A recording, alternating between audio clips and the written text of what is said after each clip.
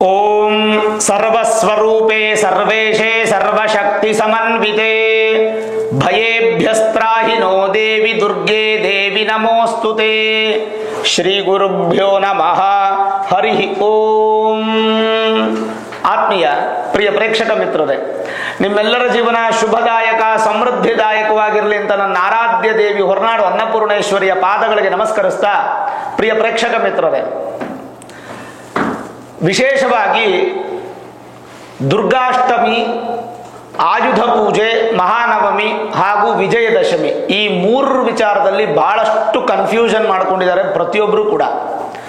ಹಾಗಾದ್ರೆ ಆಯುಧ ಪೂಜೆ ಯಾವಾಗ ಮಾಡಬೇಕು, ಯಾವಾಗ ನಿಮ್ಮ ಮನೆಯಲ್ಲಿ ಆಯುಧಗಳಿಗೆ ಪೂಜೆ, ವಾಹನಗಳಿಗೆ ಪೂಜೆ ಹಾಗೂ ಕಂಪನಿಗಳಲ್ಲಿ ಪೂಜೆಯನ್ನು ಯಾವಾಗ ಮಾಡಬೇಕು, ದುರ್ಗಾಷ್ಟಮಿ ಆಚರಣೆ ಯಾವಾಗ, ಚಂಡಿಕಾ ಯಾಗ ಯಾವಾಗ ಮಾಡಬೇಕು ಹಾಗೂ ವಿಜಯದಶಮಿ ಹಬ್ಬವನ್ನು ಯಾವಾಗ ಆಚರಣೆ ಮಾಡಬೇಕು, ಇಷ್ಟು ವಿಚಾರವನ್ನು ನಾನು ಈ ವಿಡಿಯೋದಲ್ಲಿ ತಿಳಿಸ್ಕೊಡ್ತೇನೆ. ಮೊದಲನೇದಾಗಿ ನಿಮಗೆ ದುರ್ಗಾಷ್ಟಮಿಯ ವಿಚಾರ. ನಾಡಿನ ಸಮಸ್ತ ವೀಕ್ಷಕರಿಗೂ ದುರ್ಗಾಷ್ಟಮಿ, ಮಹಾನವಮಿ, ವಿಜಯದಶಮಿ ಹಬ್ಬದ ಹಾರ್ದಿಕ ಶುಭಾಶಯಗಳು. ಮುಖ್ಯವಾಗಿ ನಮಗೆ 10ನೇ ತಾರೀಕು ಗುರುವಾರ, 10ನೇ ತಾರೀಕು ಗುರುವಾರ ಬೆಳಗ್ಗೆ 7 ಗಂಟೆಗೆ ಸಪ್ತಮಿ ಸಮಾಪ್ತಿ ಆಗುತ್ತೆ. ಸಪ್ತಮಿ ತಿಥಿ ಸಮಾಪ್ತಿ ಆಗುತ್ತೆ, ಅಷ್ಟಮಿ ಪ್ರಾರಂಭ ಆಗುತ್ತೆ ಗುರುವಾರ ಬೆಳಗ್ಗೆ 7 ಗಂಟೆಗೆ, ಅಂದ್ರೆ 10ನೇ ತಾರೀಕು. ಅಂದ್ರೆ ಗುರುವಾರ ಬೆಳಗ್ಗೆ 7 ಗಂಟೆಗೆ ಅಷ್ಟಮಿ, ದುರ್ಗಾಷ್ಟಮಿ ಪ್ರಾರಂಭ ಆಗುತ್ತೆ. ಆದರೆ ಈ ಚಂಡಿಕಾ ಯಾಗ ಮತ್ತೊಂದು ಮಾಡಬೇಕು ಅಂತಂದ್ರೆ ನಮಗೆ ಸೂರ್ಯೋದಯಕ್ಕೆ ಆ ಒಂದು ವಿಶೇಷವಾದಂಥ ಅಷ್ಟಮಿ ಇರಬೇಕು. ಹಾಗಾಗಿ ಪ್ರತಿಯೊಬ್ಬರು ಕೂಡ ಚಂಡಿ ಪಾರಾಯಣ, ಕಲಶ ಸ್ಥಾಪನೆ, ಮತ್ತೊಂದು ಮಗದೊಂದು ಎಲ್ಲವೂ ಕೂಡ 10ನೇ ತಾರೀಕು ಗುರುವಾರ ಸಂಜೆ ಮಾಡಿಕೊಂಡು ಶುಕ್ರವಾರ ಬೆಳಗ್ಗೆ ಅಷ್ಟಮಿ 6 ಗಂಟೆ 31 ನಿಮಿಷದವರೆಗೂ ಇರುತ್ತೆ. ಅಂದ್ರೆ ಸೂರ್ಯೋದಯಕ್ಕೆ ಅಷ್ಟಮಿ ಇರುತ್ತೆ. ನಮಗೆ ಸೂರ್ಯೋದಯಕ್ಕೆ ಅಷ್ಟಮಿ ಇದ್ದಾಗ ಅದು ದುರ್ಗಾಷ್ಟಮಿ. ಹಾಗಾಗಿ ಶುಕ್ರವಾರ ಬೆಳಗ್ಗೆ ಎಲ್ಲಾ ದೇವಾಲಯಗಳಲ್ಲೂ ಕೂಡ ಚಂಡಿಕಾ ಯಾಗವನ್ನು ಮಾಡುವಂಥದ್ದು ನಮ್ಮಲ್ಲಿ ಅಭ್ಯಾಸ ಈ ಒಂದು ವರ್ಷದಲ್ಲಿ ನಾವು ಮಾಡ್ಕೋಬೇಕು. ಸರಿ, ಹಾಗಾದ್ರೆ ಶುಕ್ರವಾರ 11ನೇ ತಾರೀಕು ಬೆಳಗ್ಗೆ 6 ಗಂಟೆ 31 ನಿಮಿಷಕ್ಕೆ ನಿಮಗೆ ಅಷ್ಟಮಿ ಮುಗಿದೋದ್ರೆ ಅಲ್ಲಿಗೆ ನವಮಿ ಪ್ರಾರಂಭ ಆಗುತ್ತೆ.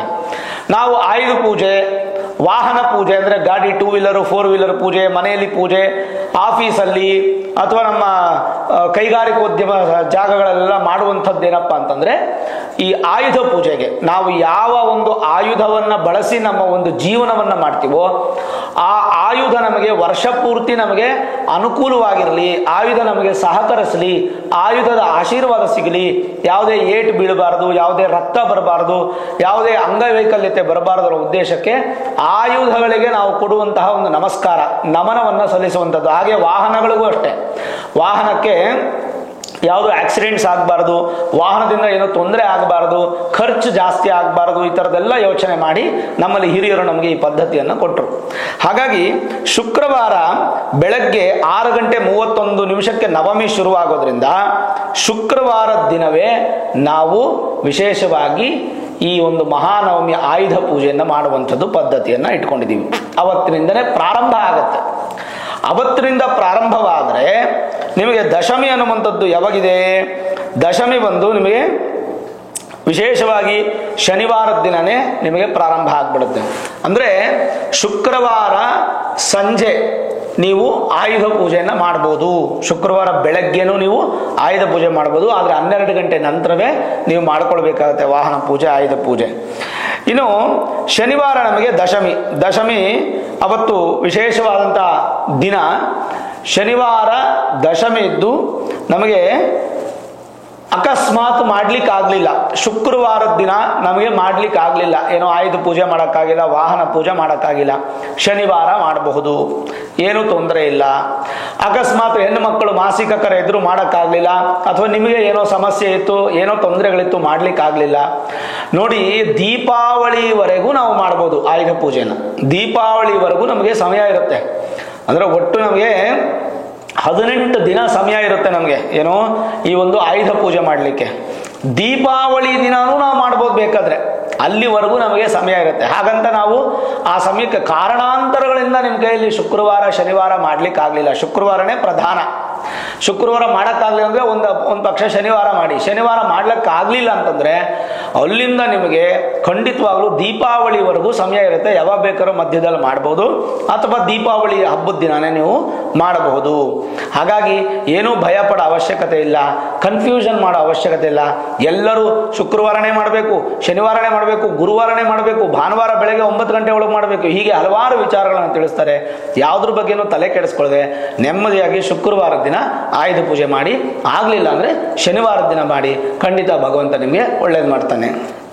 ಓವರಾಲ್ ನೋಡಿದಾಗ ನವರಾತ್ರಿ ಅನ್ನುವಂಥದ್ದು ಅತ್ಯಂತ ಸಂತೋಷ ಭರಿತವಾಗಿರ್ತಕ್ಕಂಥ ಸಂದರ್ಭ.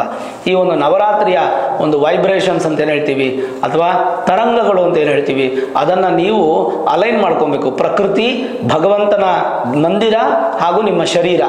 ನೋಡಿ, ಪ್ರಕೃತಿಯಿಂದ ಬರುವಂಥ ಶಕ್ತಿಯನ್ನು ಸ್ಟೋರ್ ಮಾಡುವಂಥ ದೇವಸ್ಥಾನ, ಆ ದೇವಸ್ಥಾನದಿಂದ ಬರುವಂತಹ ತರಂಗಗಳು, ವೈಬ್ರೇಷನ್ಸ್, ಪಾಸಿಟಿವ್ನ ಸ್ಟೋರ್ ಮಾಡುವಂಥದ್ದು ನಿಮ್ಮ ಶರೀರ. ಆ ಅಲೈನ್ ಇದೆಯಲ್ಲ, ಅದು ಕರೆಕ್ಟಾಗಿ ಆಯಿತು ಅಂತಂದರೆ ಅದ್ಭುತವಾದಂಥ ಶಕ್ತಿ ನಿಮ್ಮಲ್ಲಿ ಉತ್ಪತ್ತಿ ಆಗುತ್ತೆ. ಬಹಳ ಅದ್ಭುತವಾದಂಥ ಅನುಕೂಲಗಳು ನಿಮ್ಗೆ ಪ್ರಾಪ್ತಿ ಆಗುತ್ತೆ. ನೋಡಿದ್ರೆ ವೀಕ್ಷಕರೇ, ನಿಮಗಿರತಕ್ಕಂಥ ಸಂದೇಹ ಏನು ಸಂದೇಹ ಅಂದರೆ 10ನೇ ತಾರೀಕು 11ನೇ ತಾರೀಕು ಚಂಡಿ ಹೋಮ, 11ನೇ ತಾರೀಕು 12ನೇ ತಾರೀಕು ಆಯುಧ ಪೂಜೆ ಅನ್ನುವಂಥದ್ದು ಸ್ಪಷ್ಟವಾಗಿ ತಿಳಿಸಿದ್ದೀನಿ. ಯಾವ ಕನ್ಫ್ಯೂಷನ್ ಮಾಡ್ಕೋಬೇಡಿ. ಈ ವಿಡಿಯೋ ಇಷ್ಟ ಆಗಿದ್ರೆ ಲೈಕ್ ಮಾಡಿ, ಶೇರ್ ಮಾಡಿ, ಮುಖ್ಯವಾಗಿ ನಮ್ಮ ಚಾನಲ್ಗೆ ಸಬ್ಸ್ಕ್ರೈಬ್ ಮಾಡ್ಕೊಳ್ಳಿ, ಬೆಲ್ ಐಕಾನ್ ಅನ್ನು ಪ್ರೆಸ್ ಮಾಡಿ. ಪ್ರತಿನಿತ್ಯ ನಾನು ಪೂಜೆ ಮಾಡುವಂತಹ ನನ್ನ ಆರಾಧ್ಯ ದೇವಿ ಹೊರನಾಡು ಅನ್ನಪೂರ್ಣೇಶ್ವರಿ ಆಶೀರ್ವಾದ ಅನುಗ್ರಹ ಸದಾಕಾಲ ಮತ್ತೊಮ್ಮೆ ನಿಮ್ಗೆ ಸಿಗಲಿ ಅಂತ ಪ್ರಾರ್ಥನೆ ಮಾಡ್ತಾ, ಸರ್ವೇ ಜನಾಃ ಸುಖಿನೋ ಭವಂತು, ಸಮಸ್ತ ಸನ್ಮಂಗಳಾನಿ ಭವಂತು.